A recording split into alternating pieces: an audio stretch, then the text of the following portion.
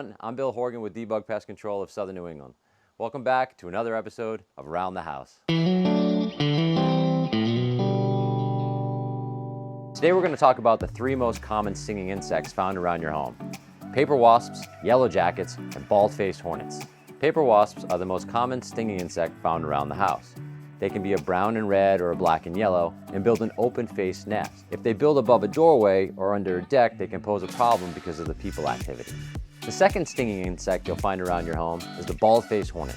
They like to build these big paper nests, sometimes on the side of your home, but most often in the shrubbery. They usually have somewhere between 200 and 400 hornets within that nest, and there's one entry or exit hole, and they can be very aggressive.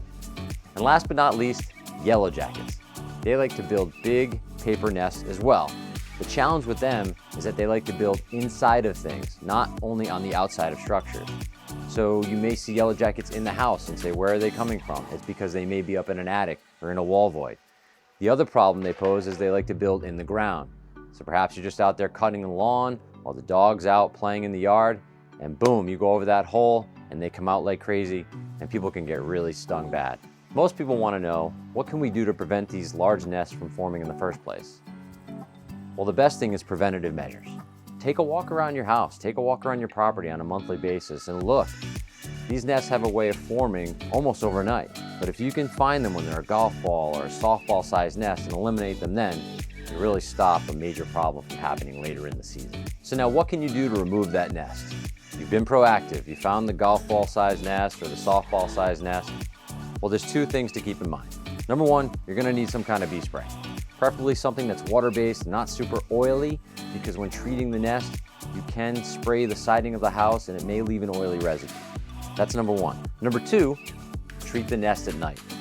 The yellow jackets, wasps, hornets are a lot less active at night and more likely to be inside that nest for you to be able to walk up, treat it, and eliminate the nest. The final step is to remove the nest. This is particularly important because if you don't scrape away all that paper that was there, they will come back and rebuild right in that same area. If the nest is too large, or you're allergic, or simply don't want to deal with the problem, it's time to call a pest professional like Debug Pest Control. When we show up on the scene, we're equipped with a full bee suit, a ladder if necessary to reach the nest, and all the sprays and dust and tools needed to treat and remove the nest from your home. And if you decide you don't want to do anything, the nest and all the workers inside it will die during the cold New England winters. There will be some fertilized females that do survive the winter, but they'll survive underneath some bark or in a wall void, and they'll be able to start the whole life cycle next spring.